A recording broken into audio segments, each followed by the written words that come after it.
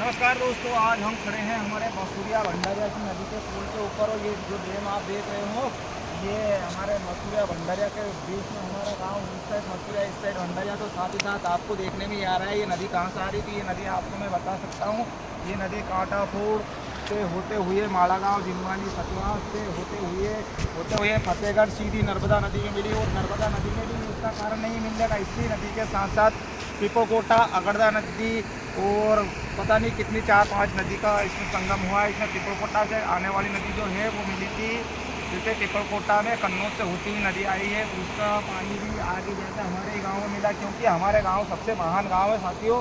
साथ ही साथ जैसे मसूरिया भंडारिया जो हमारा गांव है, ये बहुत महान गांव है इनमें, क्योंकि पूरा नदी का पानी एक ही जगह मिलता है, सारी नदी का पानी एक ही जगह इकट्ठा होता है। साथ ही साथ ये जो अभी डैम देख रहे हो आप, ये डैम से हमारे किसान भाइयों को पानी मिलेगा। अभी तो टाइम है, इसको बंद नहीं किया है, तो इसको कुछ थोड़ा बढ़ाना चाहिए, क्योंकि आयन मौका पे पानी ख़त्म हो जाता है। तो मैं ये चाहता हूँ कि कुछ ये थोड़ा बढ़ाने की संभावना रखें। इस सवाल उम्मीद ऐसी लगती है कि हमारा सरपंच साहब ही इसको डैम को बढ़ाएंगे, तो क्योंकि हम लोग की परेशानी थोड़ी हट सकती है।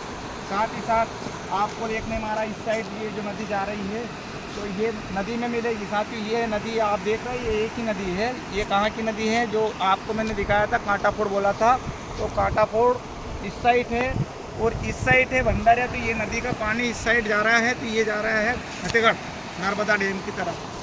साथ ही साथ मैं आपको ऊपर का नज़ारा दिखाऊंगा, थोड़ा जा रहा हूँ मैं पुल की तरफ।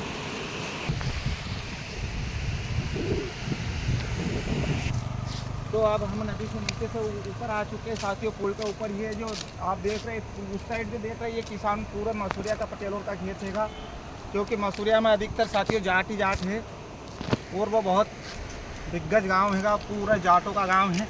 हमारे गांव में भी जाट है साथियों, बाकी हमारे गांव में जाट और आदिवासी, हरिजन और नायक समाज से है ज़्यादा हमारे गाँव में।